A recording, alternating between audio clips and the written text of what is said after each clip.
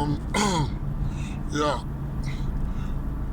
Good afternoon, ladies and gentlemen, all over the world. My name is Bora Peter Paul. Um, I just want to say a little thing about this political issue, presidential political issue about Nigeria. When you go on the internet, on Facebook, Instagram, most of the things that pull up on my feed are Peter Obi, Tinubu, Atiku, PDP, APC, Labour Party.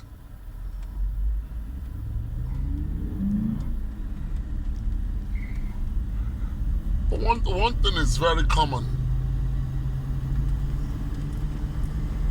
Yes, during presidential election, all the presidential election in Nigeria, Nigerians are sensitized. Every nook and cranny, it's wants to talk about it, be part of it. Some are there to see what they're going to get right away, what the politicians are going to give to them. And some pray are just there to watch. And some will even tell you their votes don't count. That has always been the issue. But I think it's obvious now that most people are really interested in the upcoming presidential election, especially the young folks. Yes, the young folks. I mean, people slightly above 50 and from 17 years above to slightly above 50. Everybody is very interested.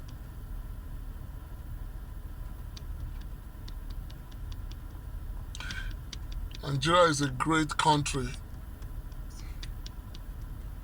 Nigeria is a powerful country. When you live in Nigeria, you probably won't understand how great that country is. But when you travel outside the country, you will then realize what a great nation Nigeria is. Here in the United States,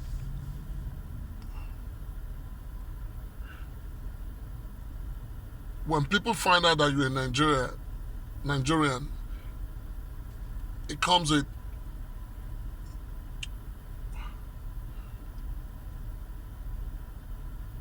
two different reactions. One, people will react like, all the criminal tendencies. But when they come to realize that you are, far not the expectation, there's so much accolades being awarded to you. Then the second one is that, they see you as a great man because there are many great Nigerians they've heard about or they've known, and they will expect you to be like one of them. They believe Nigeria is a small country. America is about 300 million people in population. Nigeria is about 200 million. The difference is just 100 million. So population-wise, I'll say we are the same, considering the landmarks.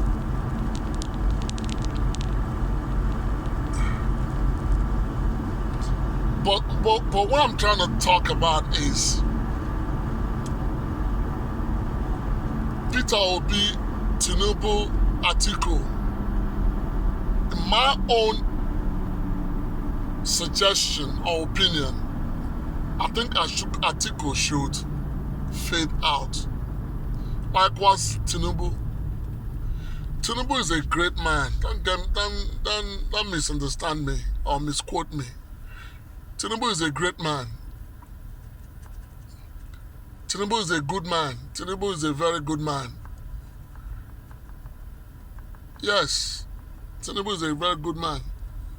Not because I grew up in Lagos. I spent most of my life in Lagos before moving over to the United States. Tinubu is a great man, considering what he's done for the state, Lagos State, when he was there as a governor. He's a good daddy, like people call him Baba. He was a good governor, a good philanthropist. I know people who have really, benefited from him individually. He's not tribalistic. He's a Yoruba man. He's not, even if he is, he hides it very well. I call him a nationalist. But my concern with Tinubu is this. His time has come and gone. Baba should go home and enjoy the fruit of his labor. I'm not gonna sit here and fault him in any way. I'm not calling him a saint either. But he was part of them. He was part of it. But he still invested or reinvested into what he believes in, the state. If he stole from Lagos, he put it back in Lagos. He made Lagos to brighten up.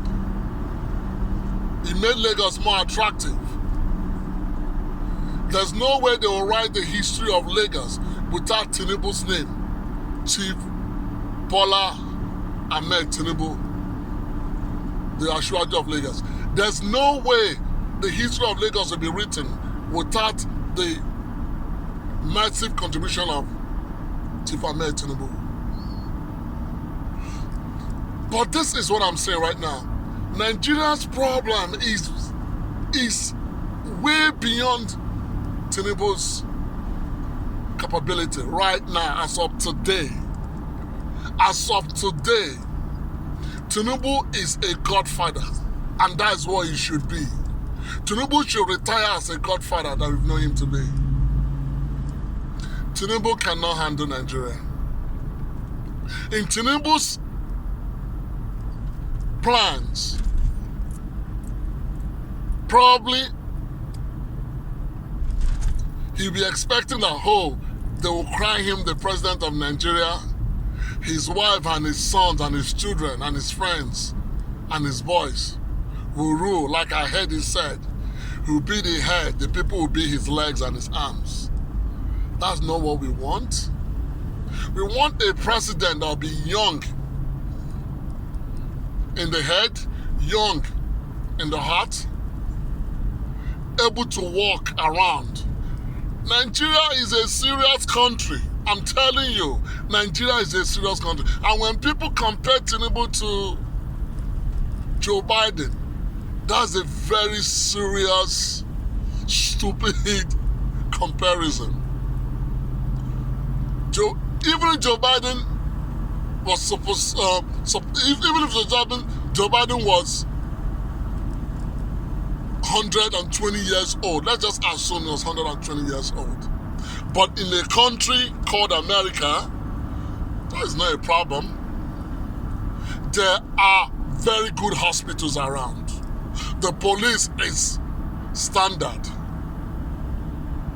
The healthcare system is second to none. So Joe Biden won't be sick, and they are sending him to India. So when we say age, not just you as an individual, not just your number, but it's a relative term. You are old. Yes, you are old. Your age is being compared, or it's being said to be old. Relative to what? Relative to your environment and relative to other natural circumstances or natural circumstances around you. Biden is old, but when he compares Biden's age to his environmental status, economic status, he's still a young boy. He's still a young man. People say Tinubu is 70, 80, it doesn't really matter. The thing is that Tinubu is conspicuously sick. I'm not making fun of him. Tinubu is old. Old with comparison to the states of Nigeria. If Tinubu was to go down in any arena, tell me which ambulance is coming to pick him up. Even if ambulance shows up, which hospital are they going to take him to? Or which emergency room are they going to take him to? Even if they were able to take him to an emergency room, what electricity, what power system will be there?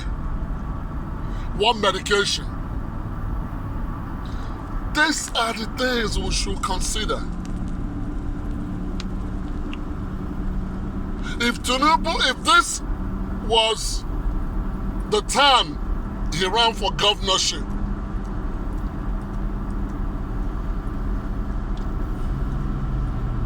I would say Tinubu should be the president of this country. But Tinubu doesn't have what it takes anymore to do it. Tinubu is a political grandfather.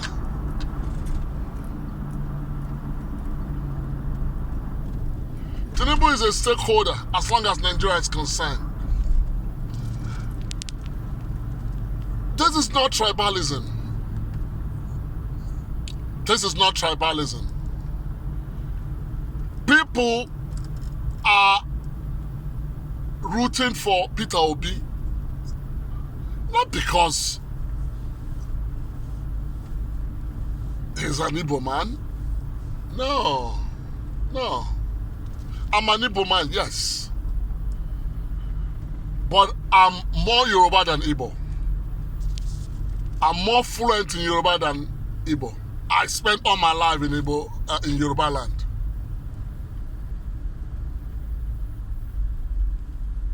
And many people are like that too.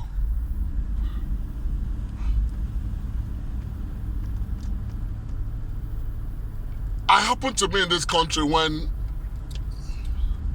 President Obama was running for office of the presidency in the United States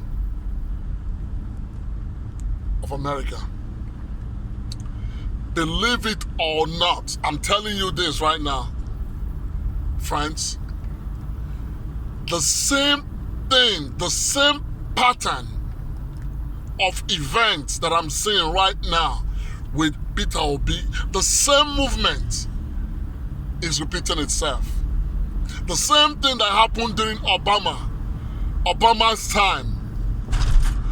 College students, people being fed up, youth, younger generation coming out to say enough of all this thing.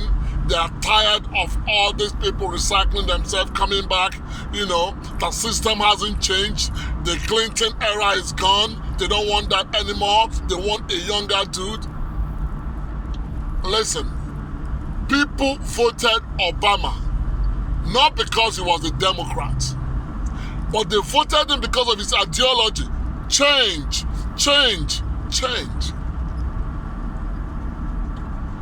I'm a Republican, but I voted Obama.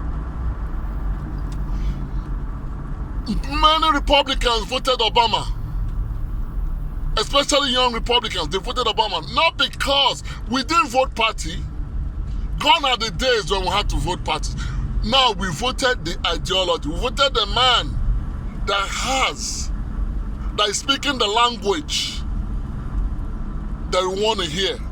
We voted the man that is speaking a different language from the rest.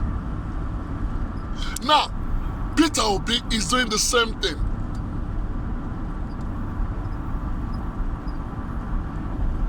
Peter Obi went to Sokoto, it was a massive crowd.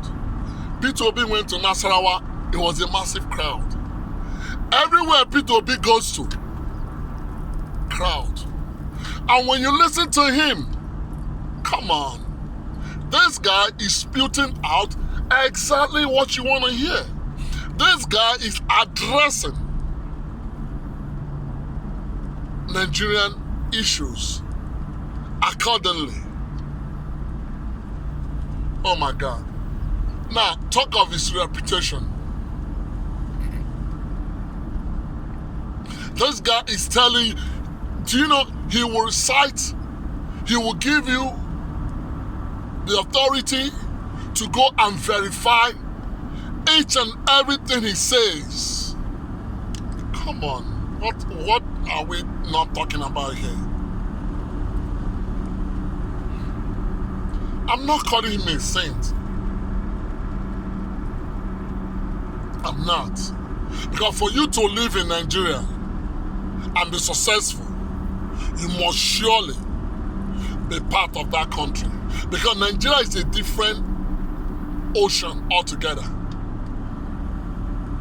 That's why most of us that live overseas, when we come back to Nigeria to establish one or two businesses, it will always fail. Because you want to do what? Execute like the foreigners will do, like for example, like the Americans will do. But it doesn't work. Nigeria has its own formula. You have to really understand that formula. Nigeria has its own cloud. You have to really understand that cloud. So Nigeria is a different. So if you are in Nigeria, live in Nigeria, work in Nigeria, business in Nigeria, and you are thriving and you're doing good, believe it or not, you must be part of that country, of that system. So Peter Obi has been part of that country. So with this explanation, Peter Obi is not a saint. He's never a saint. But like Tinubu is not a saint either. But when you compare Peter Obi and Tinubu, just allow me to compare them, just for comparison's sake. Peter Obi, Tinubu, who's a thief? I'll call Tinubu a thief. Peter Obi and Tinubu, who's self-centered? I'll say Tinubu is more self-centered. But Tinubu is still a good man, because even while he was doing all these things he was doing, he still had a plan for Lagos. Even while he was buying, moving money in billion van, even when Tinubu could not explain the source of his money, he was still making sure that the state he was running was doing good.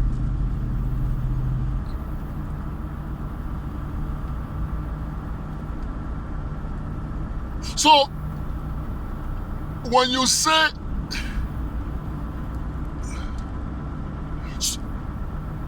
a politician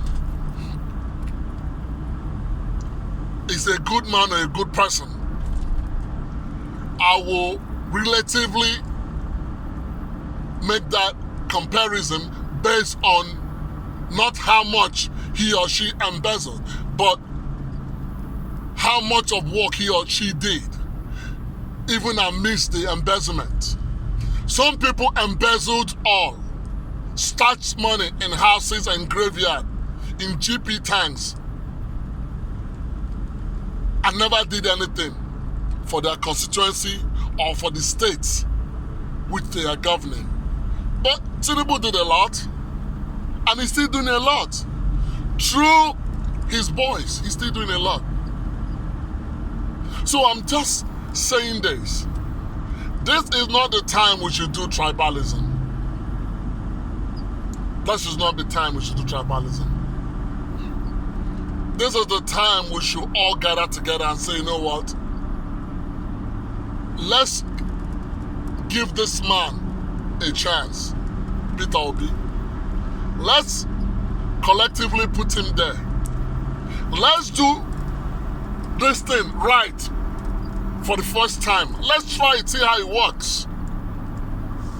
And if he gets there and it doesn't work, we vote him out after his first tenure. Peter Obi stands the chance of, leading the country to a better place. Not just that he's speaking or telling us what we want to hear, but he's showing us a great lot of transparency.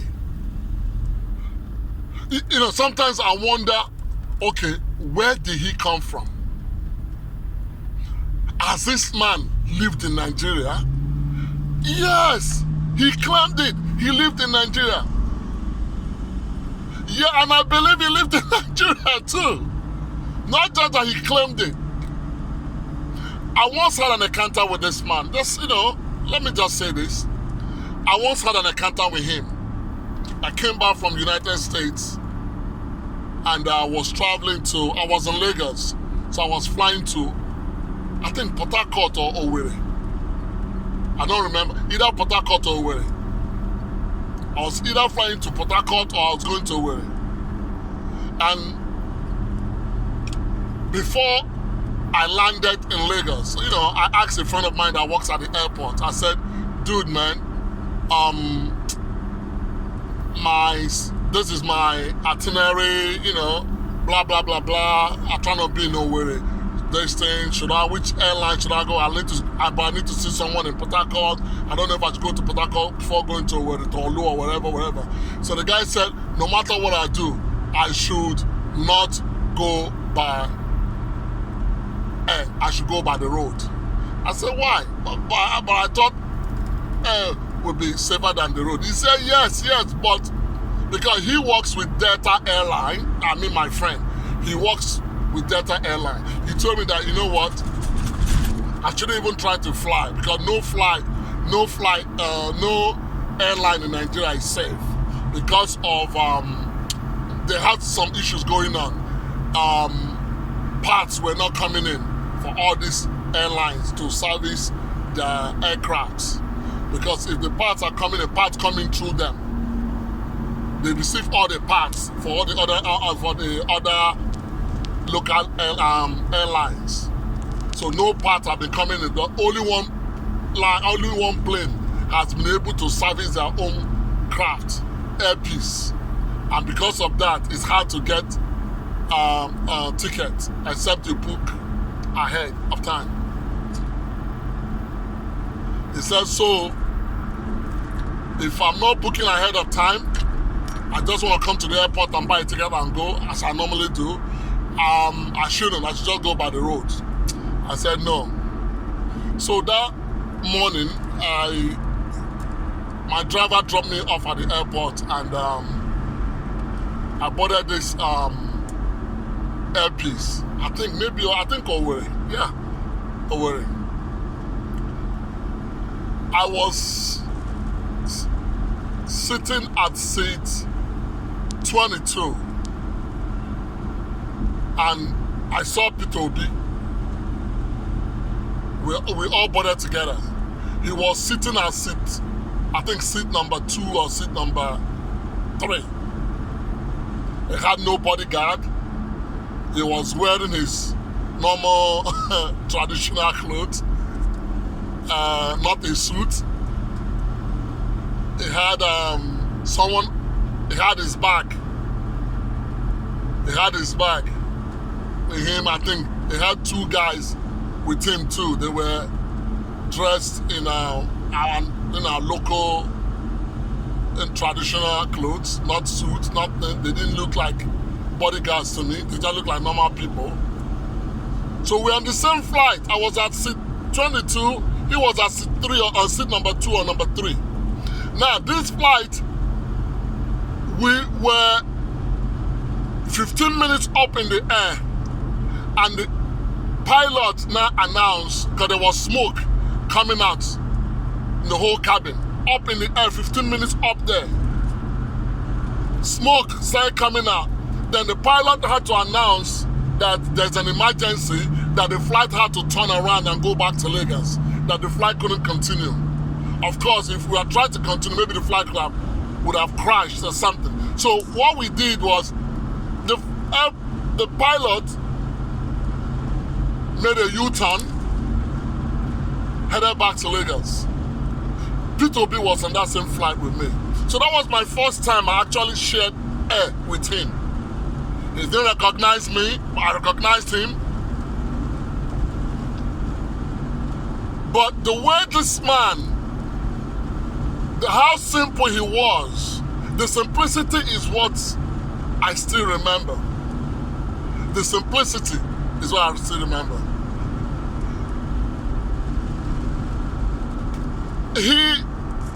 To me, he sounds like who we need. Of course, he talks like who we need. He has presented himself, or he's still presenting himself, like who we need.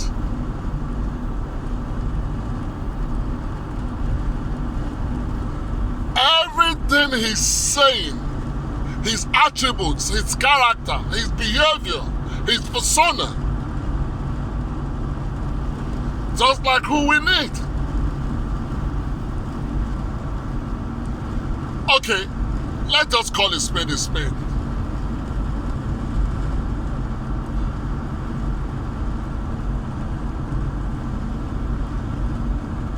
Like I said, I don't call him a saint, but this guy has been able to present himself to us that he never embezzled public fund. Yes, people said he took the state money and invested in a company that's owned by his family. That's an investment.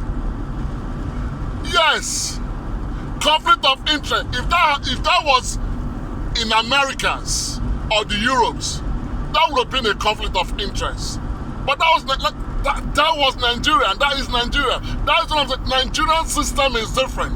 But the thing he did was, he invested the money into the company, and the money made profit for the state. He did not take the money. The money did not go. The money did not die. The money was invested, well documented. And he handed over the investment portfolio to the next governor of the state. He didn't embezzle the money. He invested the money. So, we are not talking about governors who embezzled their money and went to South Africa and Ghana to build hotels or to build international schools in other countries. I'm talking of governors. But we're talking of a man who invested a state fund in a company, and the money made profit, and the state gained and still gaining from it. Come on. Again, in the Nigerian concept, there's nothing wrong with that. So, I want to use this opportunity to talk to my fellow Nigerians. Let's put tribalism. Let's put tribalism, nepotism, self-centeredness. Let's put it aside. Let's talk, plan, and possibly act as one Nigeria.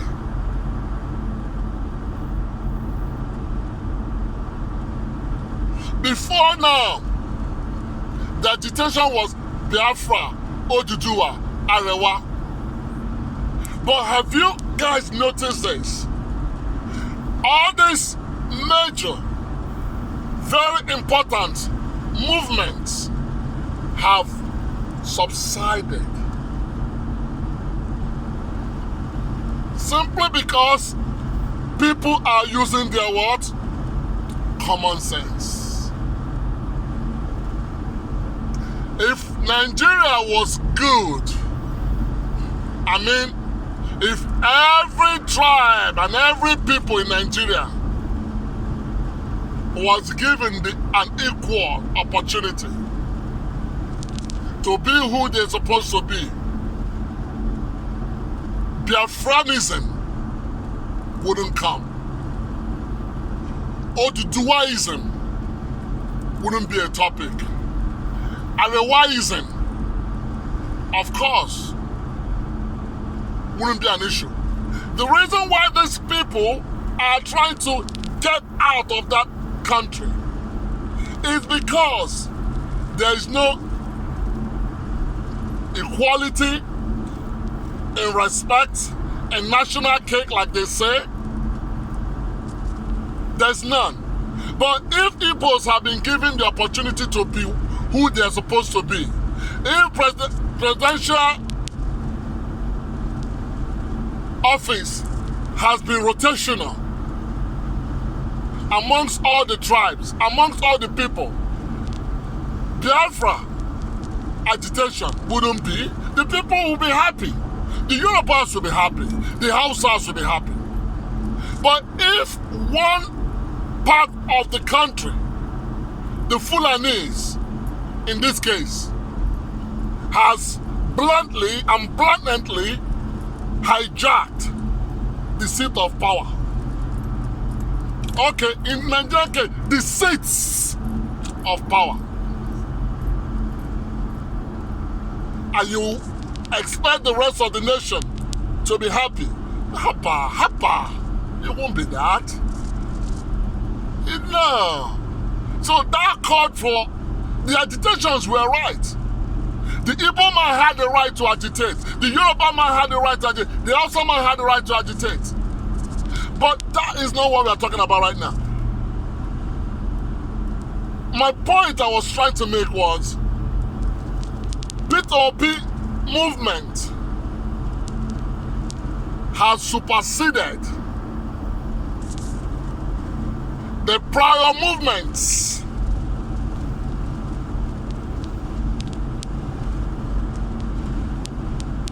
An Igbo man now is thinking, okay, let's put Biafra aside. Nigeria, there's still hope in Nigeria. And now someone now is saying, you know what, let's put Arewa aside. There's still hope in Nigeria. The Yoruba man is saying, let's put Oduduwa Republic aside. There seems to be hope in Nigeria. My brothers and sisters, that hope shouldn't be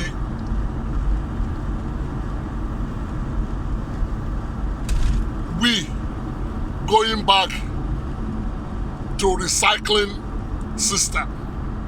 That hope should be a hope that a younger person, brighter idea, clearer vision, more openness should be put in that power seat.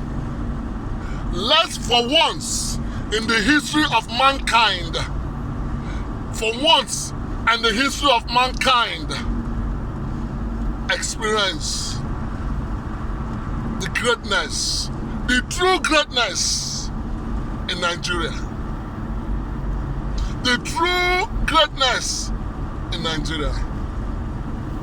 Nigeria is a great country, like I said. I wish my people would do the right thing, and I hope that the right things we do collectively will surely count. And I pray that all we do will be able to secure the future of our children, of our children's children. God bless Nigeria, and God bless every person that believes in the greatness and the oneness of Nigeria. Thank you.